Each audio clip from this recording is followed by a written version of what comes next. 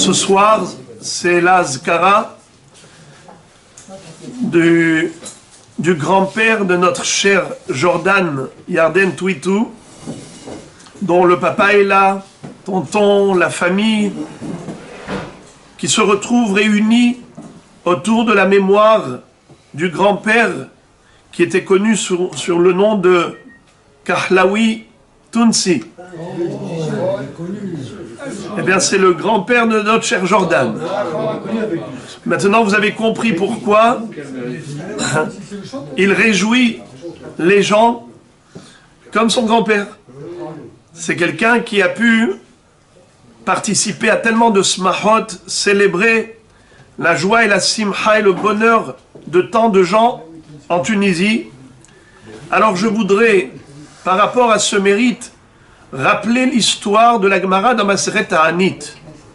La Gemara raconte que Rabbi Broka a rencontré un jour Eliyahu An-Navi. Et il lui a posé la question, il lui a dit: je vois ici dans la rue, dans le marché, un monde fou. Et je voudrais savoir, est-ce qu'il y a parmi toutes ces personnes quelqu'un qui va mériter d'aller au Olam Haba, au Gan Eden, directement, sans passer par toutes sortes de jugements et de situations délicates avant d'arriver au Olam Haba. Eliyahu An-Navi lui dit: il n'y a personne dans tout ce souk, il n'y a personne. Et voilà qu'arrivent deux personnes qui étaient habillées simplement, ils ne payaient pas mine, et Eliyahu An-Navi va dire à Rabbi Broka: voilà, ces deux personnes-là, elles vont aller droit au Gan Eden. Alors Rabbi Broka leur court après, et leur demande: dites-moi s'il vous plaît, quelle est votre activité? Vous êtes des gens porteurs de grands mérites, mais je voudrais savoir qu'est-ce que vous faites. Racontez-moi un petit peu ce que vous faites durant la journée. Ils lui ont dit: nous, on est des comiques. À chaque fois qu'on voit des gens tristes, on leur fait une blague, et tout de suite, comme ça on arrive à les détendre. On voit deux personnes en train de se disputer, alors, également, avec quelques vannes et quelques boutades, on commence à les faire sourire, et comme ça on arrive à apaiser les relations entre ces personnes, et c'est comme ça que on apporte du baume au cœur des gens. Figurez-vous que grâce à cela, ils ont mérité d'aller droit au Gan Eden. Pourquoi? Car des gens qui se disent: moi, je me fais un plaisir de faire plaisir. De voir les enfants d'Akadosh Baruch Hu heureux, c'est mon bonheur. Quelqu'un qui chante, c'est pas stam chanter, c'est donner son cœur, son âme. Pour ceux qui chantent le savent, qu'il faut se retrouver quelque part dans une ambiance soi-même de décontraction, de quelque part d'être motivé à apporter un bol d'oxygène à la société. Alors on chante pour faire plaisir. Vous voulez voir qu'est-ce que c'est que le srout? Qu'est-ce que c'est qu'un mérite? Bientôt c'est Purim. Le grand miracle de Purim, c'était quoi? C'est que Haman, quand il a voulu exterminer le peuple juif, il a failli, Hasve Shalom, réussir. Car en effet, Ahashverosh a été prêt de lui donner, lui accorder le sceau royal pour sceller les décrets d'extermination. Et à ce moment-là, qu'est-ce qui s'est passé? On le sait que Esther Amalka est intervenue et elle a réussi à sauver Am Israël. Question: comment Esther Amalka est arrivée dans le palais royal? Tout simplement, c'est que le roi, auparavant, quand il était dans un état d'ivresse, il a demandé à son épouse, Vashti la reine, de venir devant tout le monde, dépourvu de vêtements. Qu'est-ce qui lui est arrivé? Pourquoi il est devenu fou à tel point de la solliciter dans ce sens? Un roi se respecte, il respecte la reine. La réponse, disent nos maîtres, que, à un moment donné, lorsqu'il avait invité toute la population, il leur a fait un michté de 180 jours.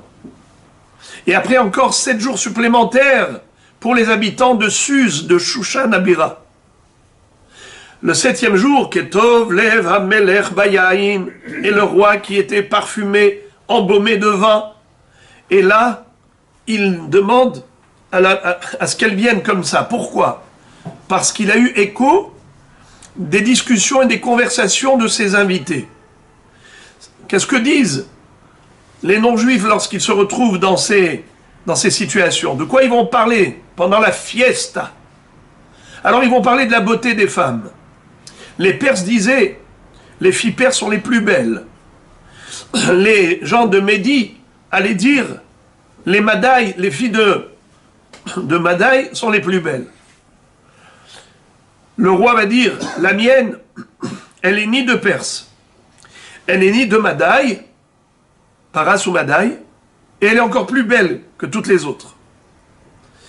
Ils lui ont dit, bien sûr, parce que si elle s'habille bien, si elle est comme ça, parée de tous ses bijoux, c'est normal qu'elle paraisse si belle. Mais si elle était nature, qui dit que? Alors il leur dit, vous allez voir, je vais vous convaincre. Et il demande à ce qu'elle vienne sans vêtements. Elle refuse. Pensez-vous qu'elle était tellement pudique, tellement tsniout?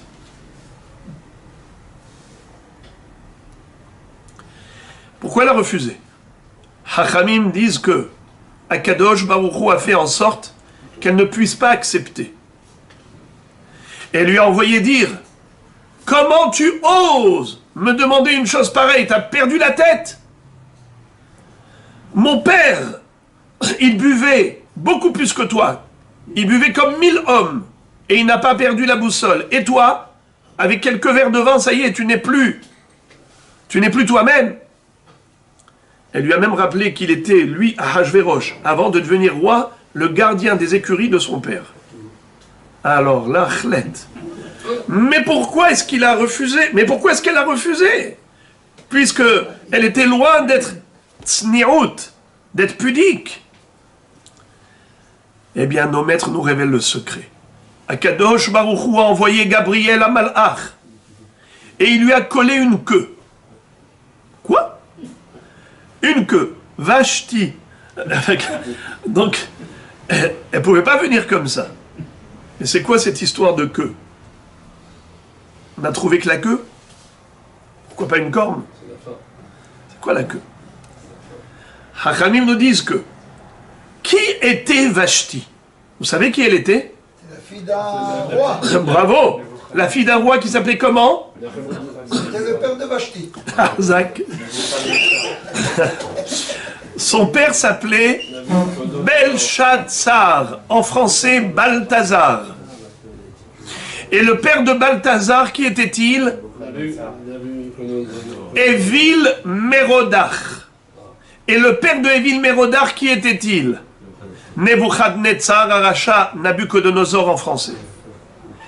Alors maintenant, regardez l'histoire. Vous savez que Nebuchadnezzar Aracha, lui, il a mérité de gouverner, de dominer le globe terrestre tout entier. Incroyable! Un empereur d'une telle puissance, presque ça n'a jamais eu lieu. Pendant 45 ans, il était, j'allais dire, le roi du monde.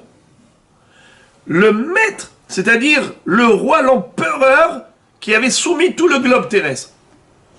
Pas seulement lui, même son fils, Évil Mérodach. Sauf lui, c'était 45 ans, son fils, Évil Mérodach, 23 ans. Son petit-fils, Belshazzar, combien de temps? 2 ans.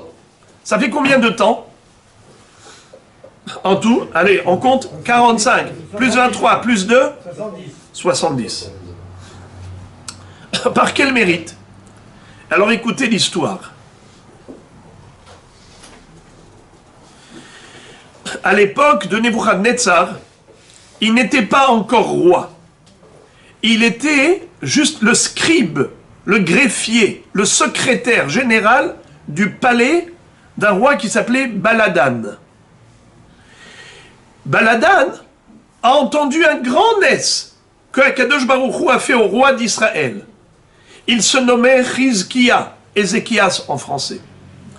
Lui, Chizkia, était tombé malade et il savait qu'il devait quitter ce monde, car le prophète lui a dit « Sache que Akadosh Baruch Hu a décrété à ton encontre la mort parce que tu ne t'es pas marié. » Il lui a dit « Mais je ne me suis pas marié parce que j'ai vu au travers de la prophétie, d'une vision prophétique, que j'allais avoir des enfants Réchaïm, des impies, et je ne voulais pas amener au monde des mécréants, des Réchaïm. Voilà pourquoi je ne me suis pas marié. » Il lui dit « Ce n'était pas ton affaire.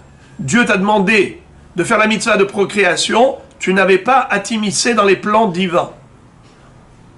Tu devais te marier comme Hachem te l'a demandé. » Il lui dit « Mais maintenant, je vous demande, cher prophète, donnez-moi votre fille, peut-être que par votre mérite et le mien, réunis, puisque lui, Chizkia, est un grand tzaddik, il avait réussi à entraîner tout le peuple juif à l'étude de la Torah, peut-être qu'on aura des enfants tzaddikim. » Il lui a dit « C'est trop tard. Kvar nixera xera. Dieu a déjà décrété la mort pour toi. Pas seulement dans ce monde, même dans le Olam Haba, parce que tu as refusé de te marier. » Il lui a dit « Je ne perds pas espoir. Je garde l'espérance.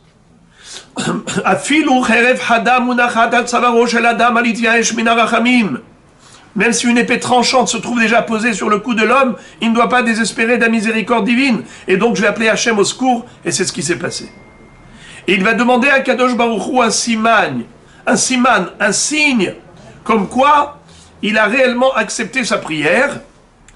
Et Dieu lui dit, je te rajouterai 15 années de vie. La preuve, tu vas voir le soleil qui était en train de se coucher, il va rebrousser chemin. Il va remonter en arrière. Au lieu de se coucher à l'ouest, il remonte vers l'est. Ce nes a eu un retentissement universel. Dans le monde entier, tout le monde a été témoin de cette chose-là, éclatante et patente. Alors le roi Baladan va demander à ces hommes, qu'est-ce qui s'est passé là aujourd'hui? C'est quoi l'histoire? Et les gens lui racontent que le roi d'Israël qui était tombé malade, suite à sa prière, Dieu lui a accordé longévité, 15 années de vie supplémentaires, et donc il a fait un signe en sa faveur. Voilà pourquoi le soleil est remonté en arrière. Que fait Baladan? Il demande d'envoyer un courrier de félicitations. Et il demande d'écrire « Shalom alach Malka d'Ihudae » « Salut à toi, le roi des Juifs. » « Shalom alach Elaha d'Ihudae » « Salut à toi, le Dieu des Juifs. » Et ensuite, tout le courrier qui a suivi. Qui était le secrétaire en général? Nabuchodonosor. Il était absent ce jour-là. À son retour, il demande un compte-rendu, un rapport de ce qui a été fait en son absence. Et on lui montre un duplicata de ce courrier qui a été envoyé au roi d'Israël. Il lit et fait une remarque. Il dit, ce courrier est mal rédigé. Pourquoi? Il leur a dit, vous avez mis d'abord le roi d'Israël avant le Dieu d'Israël. Mais qui a réalisé ce miracle? C'est Dieu en faveur du roi. Qui fallait mettre en premier plan? Dieu. Pourquoi vous avez mis le roi? Ils lui ont dit, tu as raison, mais c'est trop tard. C'est déjà envoyé. La missive est déjà envoyée. Il a dit non. Il n'est pas question de laisser faire. Il a fait 3 pas et il a ouvert la porte et il a envoyé chercher le porteur de ce courrier. Et le cavalier est revenu et il a corrigé. Chachamim nous disent que il a fait 3 pas, il a failli faire un 4e pas et Gabriel Amalach l'a retenu. Et la Gemara de dire que si Gabriel n'avait pas retenu Nabuchodonosor et qu'il avait fait le 4e pas, Lo haya nish'ar mison ehem shel Israël sarud ou palit. Hasve shalom, Am Israël n'existerait plus. Quel rapport? Écoutez ça. Vous avez dit l'inverse, non? Sonner Israël. Oui, parce que la Gemara ne veut jamais dire une malédiction d'Israël. Alors elle dit toujours, par euphémisme, elle dit le contraire. Elle dit que la klala, elle tombe sur les ennemis d'Israël. Mais ici, elle voulait faire allusion à Israël, chas v'shalom. Que Ram Israël aurait disparu. Question, pourquoi Ram Israël aurait disparu? Écoutez combien c'est fort. Akadosh Baruch Hu a dit à Nebuchadnezzar, toi, tu as fait 3 pas en mon honneur. Tu as marché 3 pas pour corriger ce courrier et me mettre en premier plan. Eh bien, moi, je te mettrai en premier plan. Tu deviendras l'empereur le plus puissant. Et tu deviendras, pas seulement toi, l'empereur, mais ton fils et ton petit-fils. Pour les 3 pas, 3 générations de Malchut Bekipa. Et c'est comme ça qu'on a eu les 70 ans de Galout Bavel, composés de 45 ans de Nabucodonosor, 23 ans de son fils Évil-Mérodach et 2 ans de Balthazar. Ça fait 70. Maintenant, qu'est-ce qui s'est passé? Il a voulu faire le 4e pas. Qu'est-ce qu'a fait Gabriel? Il a attrapé la retenue. Il n'y a pas eu le 4e pas. Maintenant, revenons. Qui était la 4e génération? Vashti. Vashti, fille de Balthazar. Qu'est-ce qu'on avait dit? Que tout le nest de Purim, c'était grâce à qui? Grâce à Esther. Et Esther, elle a trouvé la place vacante pour devenir la reine à la place de qui? De Vashti. Mais si Vashti était restée la reine, on n'aurait pas eu Esther dans le palais royal. Et chas v'shalom Haman Aracha, qui avait comploté d'exterminer Israël, il aurait pu aboutir à ses fins et atteindre son objectif. Donc, heureusement que Akadosh Baruch Hu a mis fin au mérite de Nabucodonosor pour permettre à Esther d'entrer dans le palais. Alors, regardez maintenant. Qu'est-ce qu'on avait dit tout à l'heure au nom de la Gemara? Pourquoi Vashti a refusé de venir déshabiller devant le public quand Achashverosh l'a sollicité? Car Gabriel Amalach lui a mis une queue. Et on s'était demandé c'était quoi cette histoire de la queue. Alors maintenant on comprend. Dans toute chose, il y a un début, il y a une fin. Il y a une tête et une queue. La tête, c'était Nebuchadnezzar. La queue, c'était Vashti. Ça veut dire que le mérite de Nebuchadnezzar a commencé par lui, son fils, son petit-fils. Ça aurait pu être son arrière-petite-fille. Mais qu'est-ce qu'a fait Gabriel? Il a empêché Nebuchadnezzar de faire le 4e pas. Il a retenu. C'est comme ça qu'il lui a mis la queue. C'est comme ça qu'il a mis fin au mérite de sa dynastie. Il a empêché Vashti de continuer la dynastie, de poursuivre dans le royaume. Et c'est comme ça que Esther a pu rentrer et sauver Israël. On comprend ce que dit Rachamim, que si Nabucodonosor avait fait le 4e pas, ça aurait été la fin d'Israël, chas v'shalom, par le biais de Haman, car Haman n'aurait pas été contredit par Esther, il n'aurait pas été bloqué par la reine Esther, puisque Vashti l'aurait laissé faire. Alors, à Botaï, tout ça, c'est pour vous dire quoi? C'est pour vous dire que, voyez-vous, qu'est-ce que c'est qu'un mérite? Quand je vous ai dit que ce monsieur réjouissait le cœur des gens, et rien que j'ai mentionné son nom tout à l'heure, quel émoi, immédiatement une émotion, parce que tout le monde a entendu le retentissement de ses chants. Comment il a réjoui le cœur des gens qui célébraient une fête.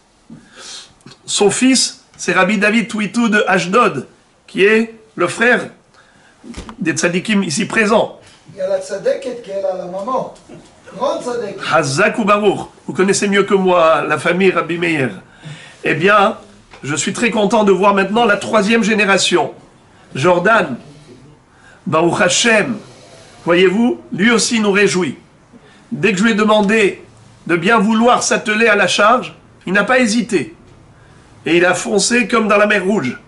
Nachshon ben Aminadav, qui rentre dans la mer, il était encore une mer avec de l'eau courante. Il a fallu que le Ness survienne et intervienne plus tard, que la mer s'ouvre.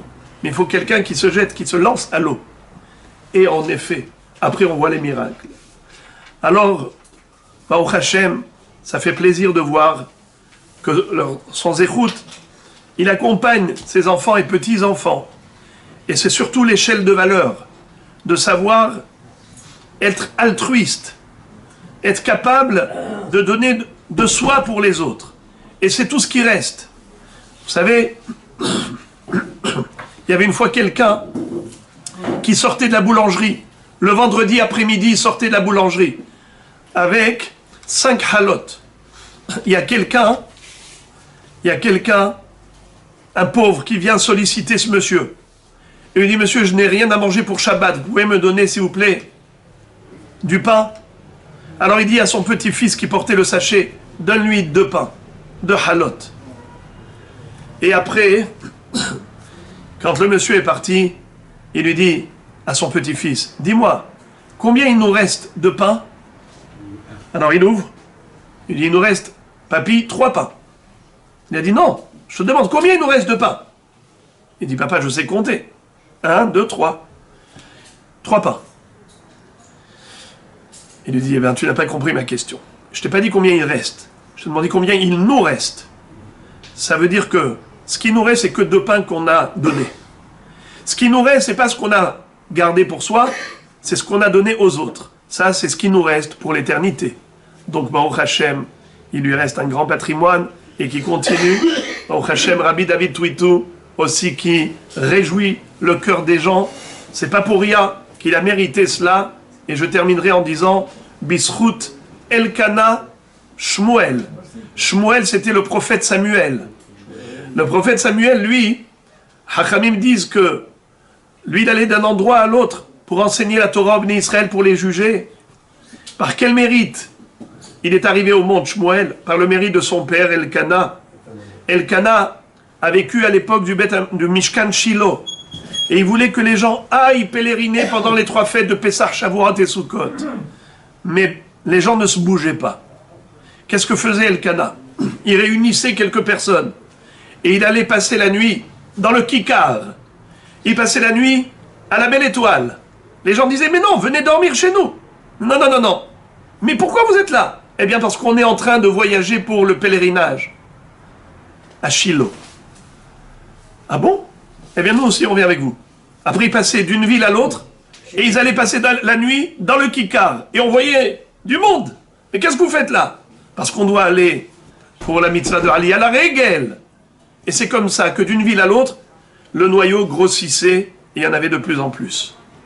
Hachamim disent que, par ce mérite, Akadosh Baruch Hu va dire à Elkana, toi, tu as eu cette volonté de ramener mes enfants et de les rapprocher de leur Père Céleste, eh bien, tu auras un fils qui va poursuivre ton travail et qui va aller, en effet, d'une ville à l'autre pour enseigner la Torah et apporter la parole de vérité. Alors, Be'ezrat Hashem, que le flambeau de la Torah continue d'être transmis d'une génération à l'autre et qu'on puisse mériter, grâce à cela, Bekarov Yamenu, Ligula Shlema, Velitriat Ametim, Amen Ken Yeh Ratzon.